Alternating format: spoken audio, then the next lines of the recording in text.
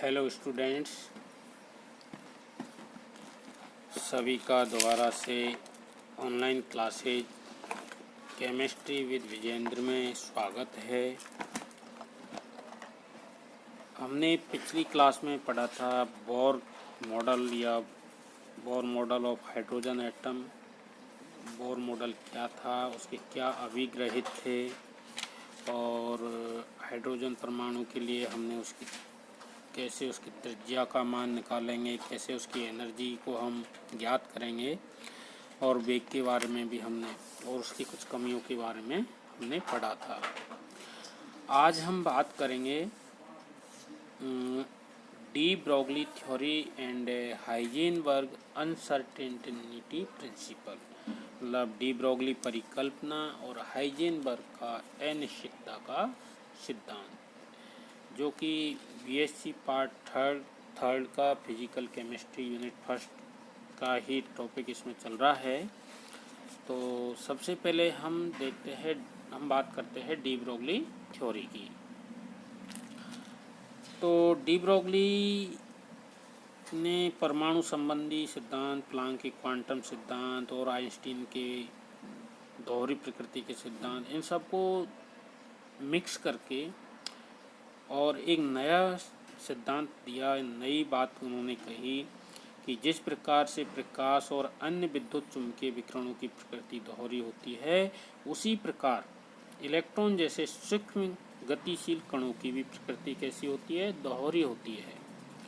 कहने का मतलब ये है कि वो इलेक्ट्रॉन कभी तरंग की भांति व्यवहार करेंगे, कभी कण की तरह व्यवहार करेंगे। दैट मीन्स जो इलेक्ट्रॉन्स होते हैं वो कैसे होते हैं, ड्यूअल नेचर के होते हैं। अब जैसे इलेक्ट्रॉन की विकिरण की आवृत्ति यदि न्यू हो तो तरंगीय प्रकृति के अनुसार जो ऊर्जा होगी वो हमारी क्या होगी, E = h। परंतु जब विकिरण को कण के रूप में माना जाता है तो उसकी ऊर्जा आइंस्टीन के समीकरण के द्वारा दी जाती है, E mc²। जब तरंग के रूप में होगी तो उसकी एनर्जी इस रूप में देंगे और जब कण के रूप में होगी तो इस रूप में हो देंगे, E = mc²। यहाँ m क्या है, द्रव्यमान है फोटोन का, c क्या है, प्रकाश का वेग है। अब यदि दोनों समीकरणों की तुलना करते हैं तो क्या होगा, h new = mc², mc = h new c। ठीक है, ये इस तरह से आपका होता है। और हम जानते हैं कि न्यू c = 1 लैम्डा। ठीक है, तो m इस वैल्यू को हम यहाँ रखते हैं तो mc = h लैम्डा और लैम्डा = h/mc। किसी प्रकाश के कण के लिए mc का मान वही होता है जो किसी साधारण कण के लिए mv का मान होता है। मतलब mc और mv दोनों की वैल्यू क्या होगी, समान होती है, चाहे वो प्रकाश का कण हो, चाहे कोई वो साधारण कण यानी इलेक्ट्रॉन या प्रोटॉन हो। अतः लैम्डा = h/mv, मतलब लैम्डा ये भी हो सकता है और लैम्डा ये भी हो सकता है। ठीक है, क्योंकि हम जानते हैं कि संवेग p = mv, ये हमने पढ़ चुके हैं। यहाँ पे देखो, अतः लैम्डा = h/p। इसे डी ब्रोगली समीकरण हम कहते हैं। मतलब यही डी ब्रोगली समीकरण है। इसका मतलब क्या है कि संवेग is directly in proportional to 1/λ। ठीक है, तो 1/λ जैसे जैसे तरंग दैर्ध्य बढ़ेगा तो संवेग घटेगा। मतलब किसी गतिशील कण का संवेग उसकी तरंग दैर्ध्य का व्युत्क्रमानुपाती होता है। अब ये तो बात हुई हमारे डी ब्रोगली सिद्धांत के बारे में कि किसी भी गतिशील कण का संवेग उसके तरंग दैर्ध्य के व्युत्क्रमानुपाती होता है। अब हम पढ़ते हैं हाइजेनबर्ग का अनिश्चितता का सिद्धांत। हाइजेनबर्ग का अनिश्चितता का सिद्धांत क्या है कि किसी भी विशेष क्षण पर किसी कण की स्थिति और उसके संवेग का एक साथ सही निर्धारण करना संभव नहीं है। अर्थात किसी क्षण किसी कण की स्थिति व संवेग को एक साथ में परिशुद्धता से ज्ञात नहीं कर सकते। यदि किसी कण की स्थिति एक समय पर एक है तो उसकी संवेग एक से ज़्यादा होगा। मतलब कहने का मतलब है कि दोनों का एक साथ सही निर्धारण करना संभव नहीं है, क्योंकि इसके स्थिति के मापने की संभावना जो डेल्टा एक्स होती है और संवेग के मापने की अनिश्चितता जो डेल्टा पी होती है, डेल्टा एक्स और डेल्टा पी, ये क्या होती है, दोनों का गुणनफल एच के बराबर होता है। डेल्टा एक्स और डेल्टा पी दोनों का गुणनफल किसके बराबर होता है, एच के बराबर। यदि डेल्टा एक्स की वैल्यू कुछ हल्की ज़्यादा होगी तो डेल्टा पी की उस समय कम होगी। मतलब स्थिति चेंज होगी तो उसके संवेग भी चेंज होगा। इस प्रकार से इन दोनों राशियों का गुणनफल प्लांक स्थिरांक की कोटि का होता है। मतलब दोनों का गुणनफल क्या होगा, प्लांक के स्थिरांक के बराबर होता है। इसलिए समीकरण एक को हम इस प्रकार से भी लिख सकते हैं, जैसे डेल्टा एक्स, ये देखिए समीकरण एक को हमने आगे कैसे लिखा है, समीकरण एक को हमने लिखा है इस तरह से, delta X multiply delta P is greater than और लेस देन एच वाई 4 ठीक है।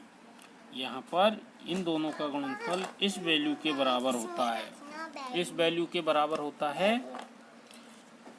तो समीकरण 2 से स्पष्ट है कि यदि हम कण की स्थिति को बहुत सही रूप से ज्ञात करना चाहते हैं तो डेल्टा एक्स का मान बहुत छोटा होने के कारण क्या होगा, डेल्टा पी का मान बढ़ जाएगा, या डेल्टा पी का मान बहुत छोटा होने पर डेल्टा एक्स का मान बढ़ जाएगा, क्योंकि दोनों का गुणनफल किसके बराबर है, एच वाई 4 के बराबर होता है।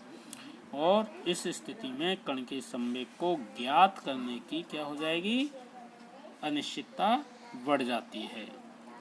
तो इस प्रकार से यदि हम संवेग को सही ज्ञात करना चाहते हैं या स्थिति को मापने की स्थिति अनिश्चितता बढ़ जाएगी। मतलब यदि हम संवेग को सही ज्ञात करना चाहेंगे तो क्या होगा, उसकी स्थिति में अनिश्चितता बढ़ जाएगी, या उसके स्थिति को सही ज्ञात करना चाहेंगे तो उसके संवेग की वैल्यू में अनिश्चितता या उसका मान बढ़ जाएगा। क्योंकि हम पढ़ चुके हैं, हम बात कर चुके हैं कि delta X multiply delta P या तो दोनों बराबर होंगे एच बाई 4 के, या उससे थोड़ा बड़ा होगा।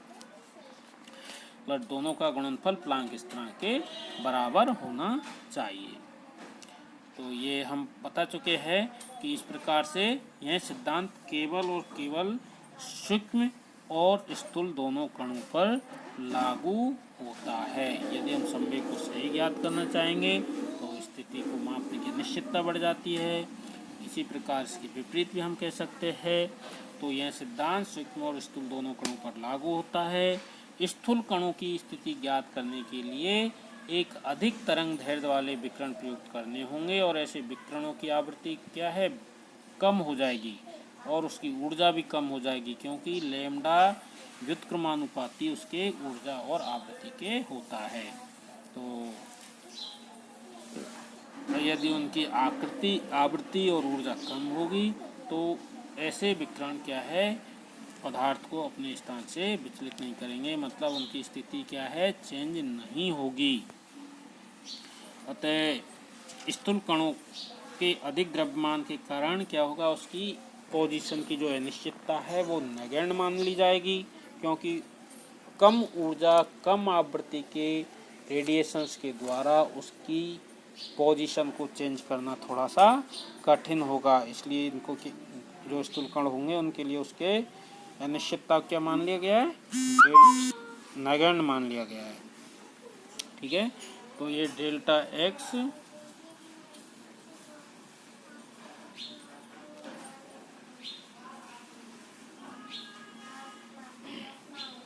Delta X multiply delta P equal to क्या हो गया, ये हो गया हमारा एच प्लांक स्थिरांक, या delta X multiply M delta B. M delta B कहाँ से आया, ये पी इक्वल टू क्या होता है, एम बी। ठीक है, और यहाँ पर ये संवेग हो गया। अब संवेग क्योंकि ये इसमें चेंजेज है डेल्टा पी, तो उसका एम क्या है, कांस्टेंट मान लिया, और बी को चेंज हो गया, तो ये हमें प्राप्त होता है एम डेल्टा पी। या इसको हम लिख सकते हैं delta X multiply delta B equal to H Y M. ये समीकरण नंबर 3 हमारा इस तरह से प्राप्त होता है, जहाँ पर डेल्टा एक्स स्थान में अनिश्चितता है, डेल्टा पी संवेग में अनिश्चितता है, और इस प्रकार स्थूल कणों में एम का मान अधिक होने के कारण एच वाई एम का मान कम होता है, जिसके कारण अनिश्चितता नगण्य होती है। क्योंकि इसका द्रव्यमान क्या होता है, द्रव्यमान बढ़ जाएगा। अब एच वाई एम करेंगे तो एम की वैल्यू यदि ज़्यादा होगी तो वैल्यू हमें क्या प्राप्त होगी, वो कम होगी। ये स्थिति हमारी रहेगी। अतः हाइजेन वर्ग का यह सिद्धांत स्थूल कणों के ऊपर लागू नहीं होता है। जैसे इलेक्ट्रॉन सूक्ष्म कणों का द्रव्यमान एम बहुत कम होता है, जिसके कारण एच वाई मान क्या होगा, अधिक हो जाएगा, जिसको हम क्या नहीं मान सकते, नगण्य नहीं मान सकते। अतः जिससे अनिश्चितता बढ़ जाती है। Thank you.